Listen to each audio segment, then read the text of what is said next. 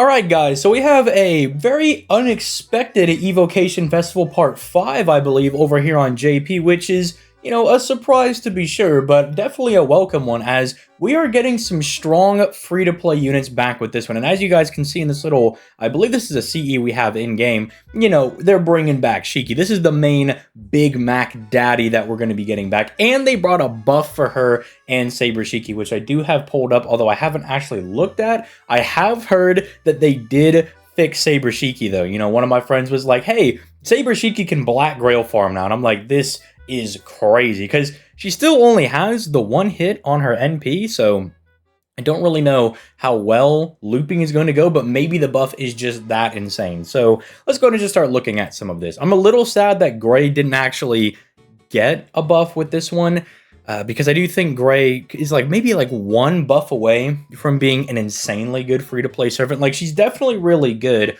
If I were to have to rate her on, say, a grading scale like I do a lot of these other units, as a free-to-play, she's definitely sitting around an A, maybe an A+ on a good day. I love the fact that she's a free-to-play servant that pierces invul, and I believe also pierces defense. I think that as a free-to-play servant is just a good thing to give everybody, right? Just having somebody like that at your disposal is really, really nice, because you could just be like, oh, this boss has an annoying dodge gimmick, or they have an annoying invul gimmick, or a big defense gimmick, anything like that. You're just like, all right, don't care, get Rongo Minion, right? Take this Rongo to the face, right?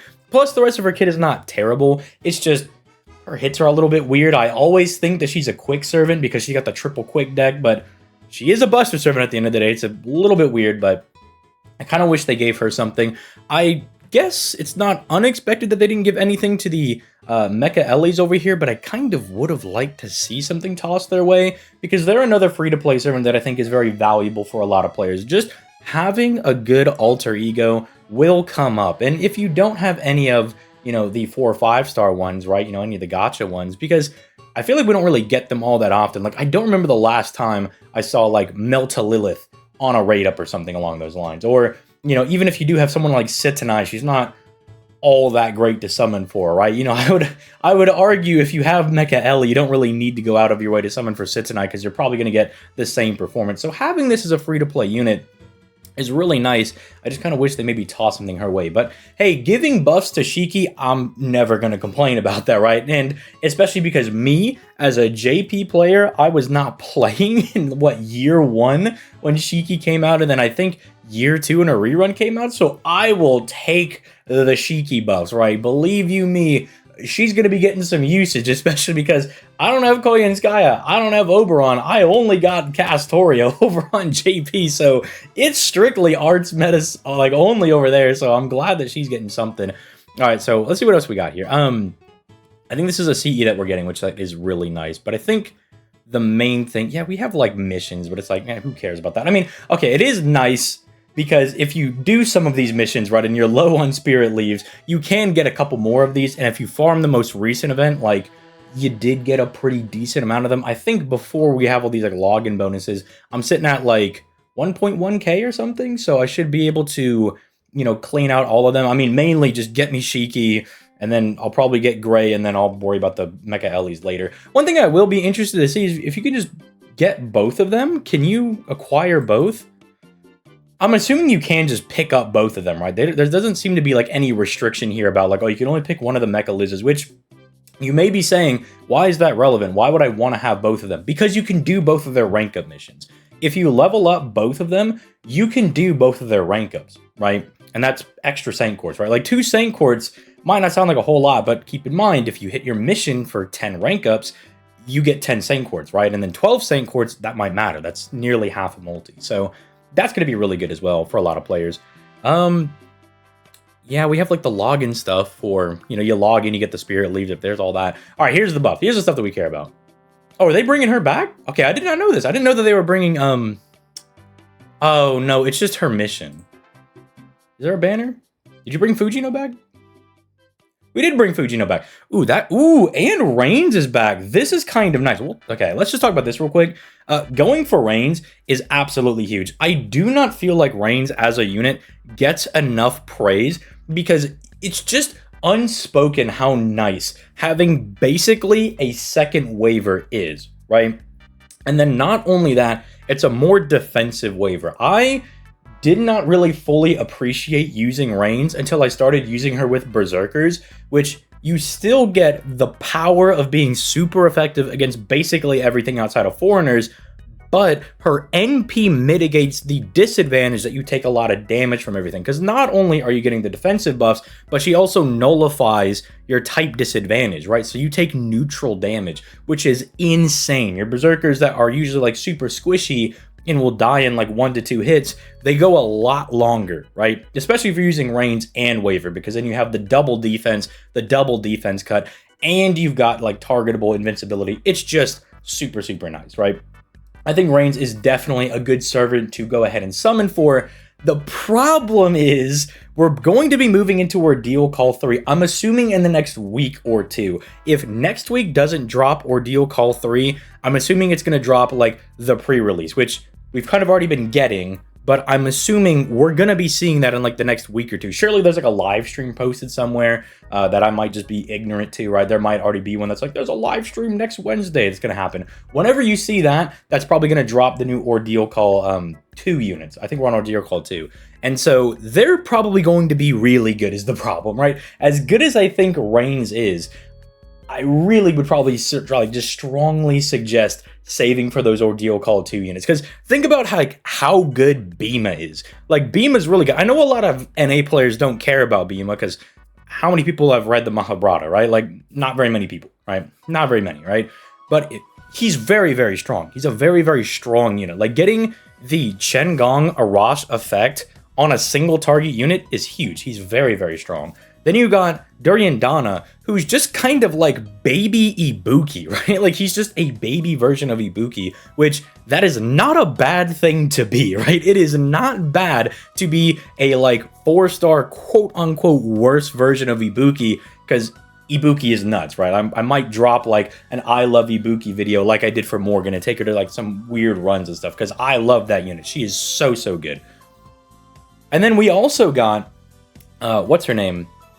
Durga, right? Because I keep getting Durga and Kali mixed up. But we also got her, and she's really, really good as the second 5-star unit. So maybe save for Ordeal Call 2. Like, even if you're like, oh, I don't care about no men servants. Look, that dude might come out and he might be ridiculously OP. For those of you that might be wondering when we're going to be getting the, sucker lady with the little lollipop or whatever, I think she's confirmed to be Ordeal Call 3. I believe somewhere on the website it did say that we were going to be getting him for Ordeal Call 2, so I believe we know we're getting him. But who knows what the second 5-star might be. And then, they also showed us Saber Medusa in Ordeal Call 1, and then she came out like, what, a month later, and she's ridiculously good. So as good as that banner is, and I know it's also bringing back Bridgebreaker over there, who's not as rare as she usually, or I guess used to be, but she's still kind of a rarer servant. I know it might be tempting, but man, if you want those good units, I mean, obviously summon for waifu over meta if that's what you want to go for, but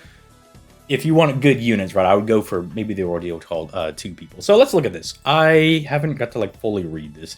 So it's buffing a skill. Okay, so these are both skill buffs. We get Pierce Invul for 3 turns. That's good. Just having free Pierce invincibility for 3 turns is nice. Oh my goodness, they gave her 40% arts for 3 turns. She's saved. She's saved. Reduces all enemies' death resistance by 80 or 100% for 3 turns. Okay. So she can insta-kill easier, but I believe what they did is they fixed her NP, so now she does her hits first and then insta-kills them, right? So she still gets the refund. I believe that is what people have been telling me that they went ahead and did, because nobody really talked about the skill buff, which is really nice. Having 3 turns of invincibility and a massive, basically, mana burst for 3 turns is going to be huge. It's going to make her damage very nice for 3 turns when it comes to farming if you want to use her for stuff like that. But also CQ-style content, right?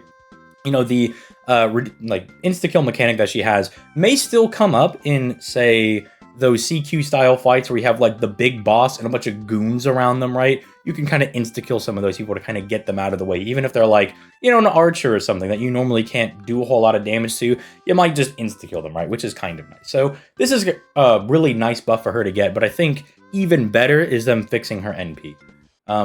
Encounter under the rain. Okay. So we have the dodge still. We have the 40%.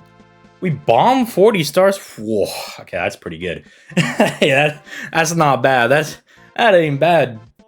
I love it when art servants have the ability to just bomb a bunch of stars. Like, look at someone, like Estrella. Sorry, I forgot her name for like half a second there. But, dude, Estrella, super crazy as a single target arts unit, because normally arts units, they struggle a little bit to gen stars, but Estrella is just like bomb stars there, gen stars every single turn, bada boom, bada bing. You know, who cares if I'm an art servant? I might as well also be a quick servant, right? With how many stars I'm genning.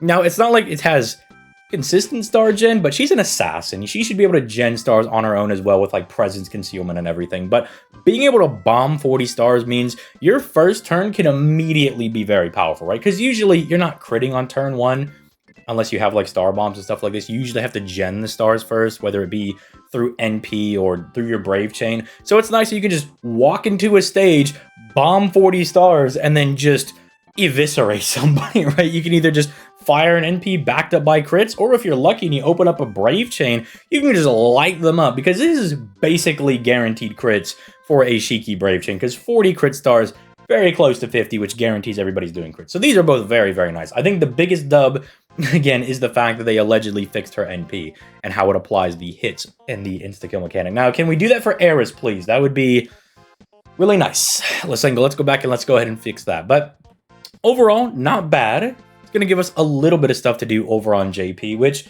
is kind of what I wanted, because NA were starting the event, and I don't want to, you know, fall behind on a 3-point ladder event. So I was like, okay, hopefully JP's not too crazy now. And they're like, yeah, here's a little bit of stuff to farm. So it's like, okay, this might take like 1 or 2 days of natural AP, right? Going and grinding out all their rank ups, maybe having to go farm some QP or something, because your boy has like 1 million QP on JP. I need another lotto, man. Tucson, help me out. Hook me up, brother. I need me some QP. Or, I don't know, Ordeal Call 2, have one of the people give me like 200 million QP. Bring that back, you know. Let Morgan pop up again in the story randomly so she can just give me more money, because Lord knows I'm in dire need of it. But yeah, this is pretty good. I like what we're getting here. This is solid. I do like that we're seeing these Evocation festivals happening every couple of months, right? When this originally came out, we had all the negative Nancys being like, oh my goodness, we're never gonna get these ever again. And then they've been dropping them very consistently, right? So this is gonna be a very good year for NA. 2025, if you're one of those people and you just like, we're like, oh man, I can't wait to get Chloe. They're like, boom, here's Kentucky Rider. Boom, here's Saber Shiki. Here's Jean Berserker. Here's, what's her name? I forgot her name already. Did I already say Chloe? Okay, I ruined my own bit. Anyway, I think that's a sign for me to go ahead and get out of here. You guys have yourself a nice rest of your day. Leave your thoughts in the comments down below, and I will catch you guys on the flip side.